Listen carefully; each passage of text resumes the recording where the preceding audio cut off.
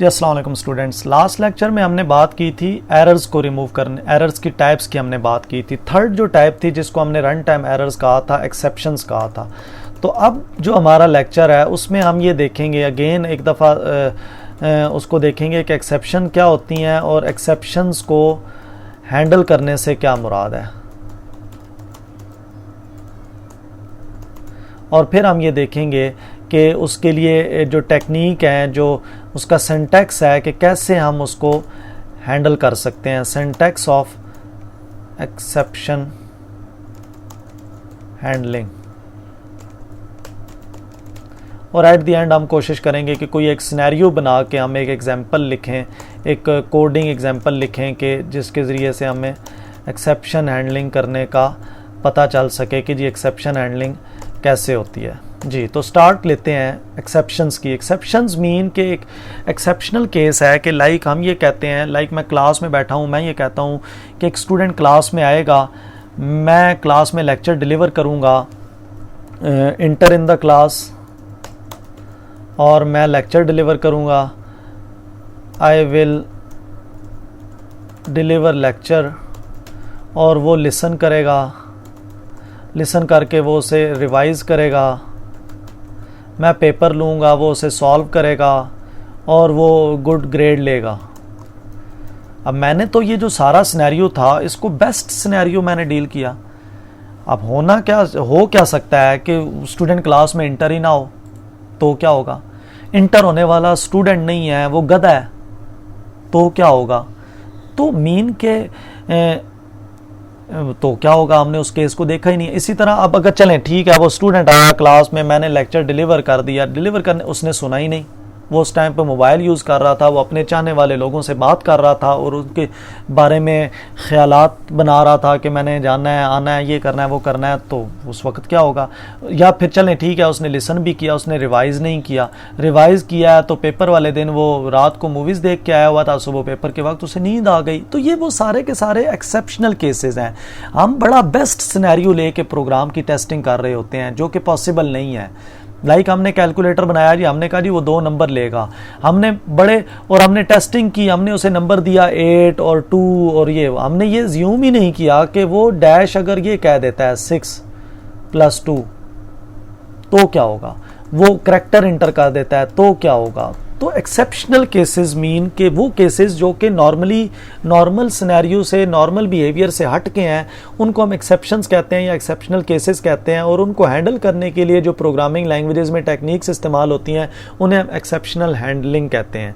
अब देखें यहाँ पर मैं आपको बताऊँ कि लास्ट टाइम जो मैंने शायद आपको एक एग्जाम्पल दी भी थी कि मैंने 2 नंबर्स को डिवाइड करना है, इंट A इंट B, और मैंने इनपुट लेनी है। अब इनपुट लेने के लिए मैं वो लंबा चौड़ा मेथड नहीं लिख रहा, मैं अज्यूम कर रहा हूँ कि आपने इनपुट ली, उसके लिए 2-3 मेथड्स हैं, आपने जो कोई भी मेथड आपने अडॉप्ट किया और यहाँ पे अब आपने लिखा A = A divided by B।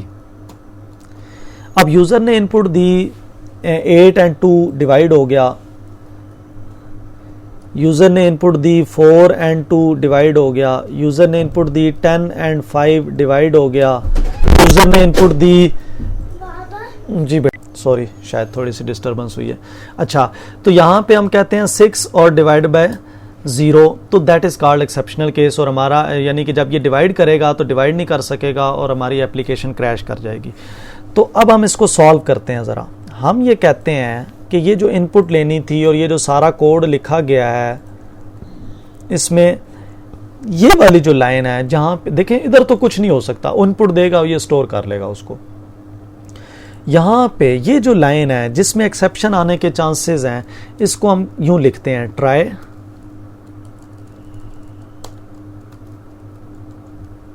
और यहाँ पे कैच एक्सेप्शन A, और ये,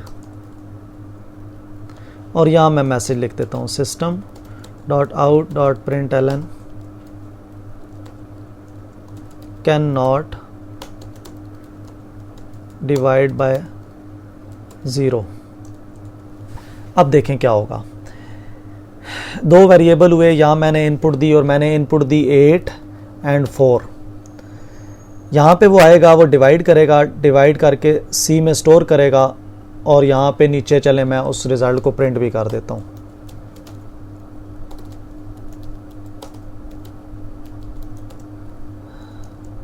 ये मैंने प्रिंट कर दिया। अब दूसरी दफ़ा जब मैंने इनपुट दी तो मैंने उसे कहा यहाँ 0। अब वो 0 जब होगा तो वो कर नहीं सकेगा, तो वो यहाँ से चला जाएगा कैच के ब्लॉक में, यानी कि एक्सेप्शन थ्रो हो रही है। जावा में हर चीज़ एज अ ऑब्जेक्ट डील होती है, तो यहाँ से एक एक्सेप्शन थ्रो हो रही है। एक्सेप्शन थ्रो होने का मतलब है एक एक्सेप्शन क्लास का एक ऑब्जेक्ट थ्रो हो रहा है, और ये जो फंक्शन है, ये कैच की बॉडी है, ये उसे कैच कर रहा है, और कैच करने के बाद वो ये मैसेज प्रिंट कर देता है। यानी कि पहले क्या हो रहा था, जब मैं ये ट्राई कैच नहीं लिख रहा था, उससे ये काम करने को कहा जाता था, वो ये नहीं कर सकता था और एप्लीकेशन क्रैश कर जाती थी। अब उसने सॉल्व कर लिया उसको कि वो ये कह रहा है लेकिन क्लोज नहीं होने दे रहा। देखिए मैं दोबारा यहाँ पे आपको कैलकुलेटर ओपन करता हूँ कि लाइक ये कैलकुलेटर है। अब यहाँ पे देखें, मैं अगर उसे ये कहता हूँ 8 डिवाइड बाय 0, तो ये देखें कैन नॉट डिवाइड बाय 0। जबकि अगर मैं उसे ये कहता हूँ 8 डिवाइड बाय 4, तो वो ये हुआ। देखें अब दोनों सिनेरियोज देखिएगा। जब मैंने 8 डिवाइड बाय 4 कहा तो कैलकुलेटर में ये वाला कोड चला और ये सक्सेसफुली चल गया, कोई प्रॉब्लम नहीं हुआ, इसलिए वो कैच में भी नहीं गया। जबकि दूसरी दफ़ा जब मैंने उसे ये कहा तो उस वक़्त ये नहीं चल सका, ये लाइन नहीं आई, वो यहाँ से इधर आ गया, जंप करके यहाँ से जंप करके वो इस जगह पे आ गया और उसने ये वाली बॉडी प्रिंट कर दी। तो इसका मतलब यह है कि हमने एक एक्सेप्शन क्रिएट हुआ और एक्सेप्शन को हमने यहाँ पे हैंडल कर लिया। अगर हम हैंडल ना करते तो वो जो एक्सेप्शन थ्रो हुई है वो जावा जो रन टाइम JVM है, जावा वर्चुअल मशीन है, उसके पास चला जाता। और जावा वर्चुअल मशीन के पास जब वो जाता है तो उसके पास एक ही हल है कि बस ठीक है, इस एप्लीकेशन को आप क्लोज कर दें।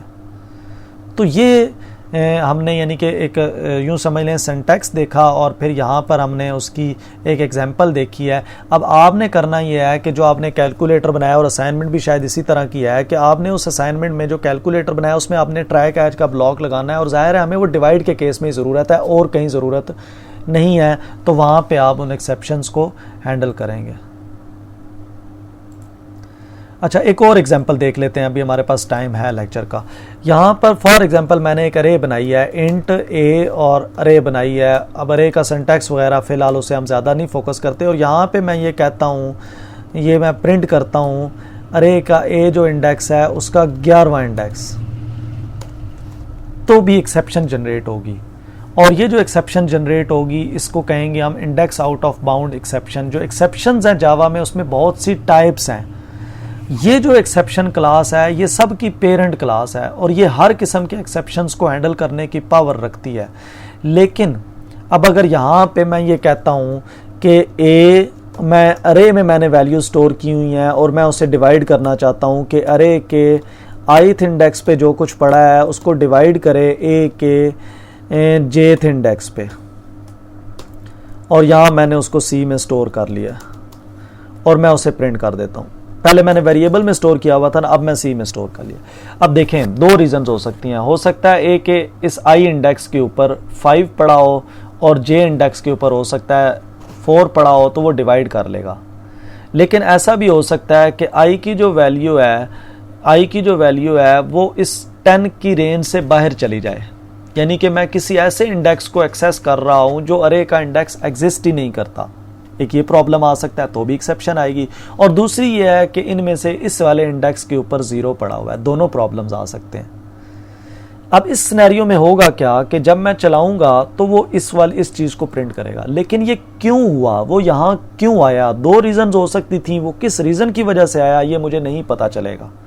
तो इसकी एग्जाम्पल कुछ इस तरह है कि जिस तरह हॉस्पिटल के अंदर एक मेडिकल स्पेशलिस्ट होता है जो हर किस्म के प्रॉब्लम्स को यूं समझ लें कि हैंडल कर सकता है। बुखार है, सर दर्द है या फ्लू है, तीनों चीज़ों को वो हैंडल कर सकता है, और उसने दवाई रखी हुई है पैरासीटामोल, और वो हर किस्म के पेशेंट को वही दे देता है। तो अब तक का सिनेरियो ऐसा ही है कि सर दर्द है तब भी यही होगा, अगर उसे ब्लड प्रेशर है तब भी यही होगा, जबकि होना नहीं चाहिए ऐसा। यानी कि अगर उसे सर दर्द है तो उसे सर दर्द वाले डॉक्टर के पास जाना चाहिए ताकि वो उसकी अपनी ट्रीटमेंट करे। अगर उसे टेम्परेचर है तो उसे टेम्परेचर वाले डॉक्टर के पास जाना चाहिए ताकि वो उसी तरह की मेडिसिन दे। तो यहाँ पे भी ऐसा ही है। तो यहाँ पे उसको करने के लिए ये एक हमारे पास होता है डिवाइड बाय ज़ीरो एक्सेप्शन। तो मैं उसको कह देता हूँ।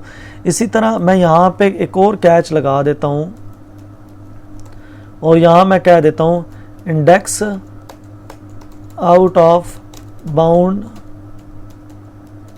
एक्सेप्शन।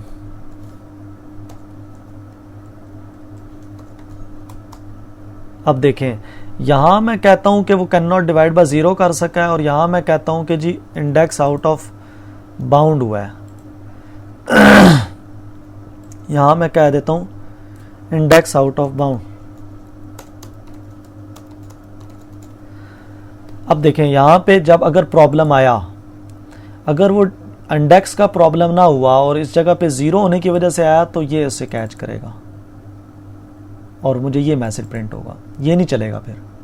और अगर इंडेक्स का प्रॉब्लम हुआ, ये उसे कैच करने की कोशिश करेगा, ये कैच नहीं कर सकेगा, ये कहेगा ये मेरे पास की बात नहीं है, तो ये उसे कैच करेगा और ये यहाँ पे उसे सॉल्व कर लेगा।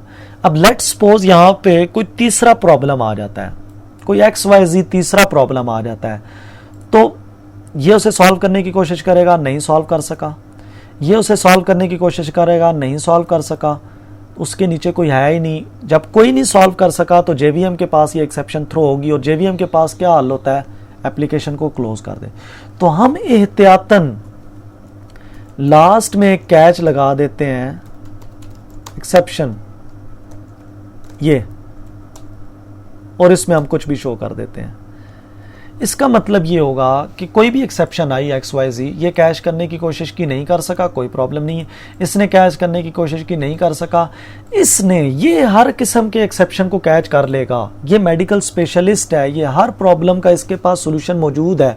तो हम लास्ट ऑप्शन के तौर पे इसको लगा देते हैं।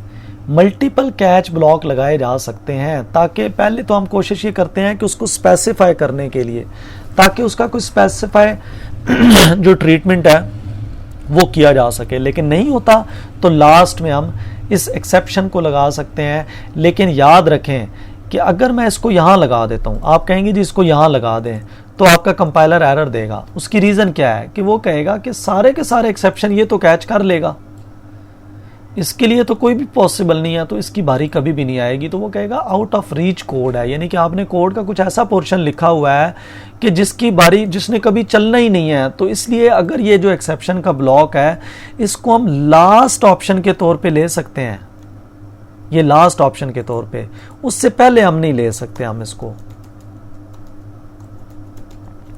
तो इसलिए हम मल्टीपल कैच ब्लॉक जो है वो भी हम लगा सकते हैं।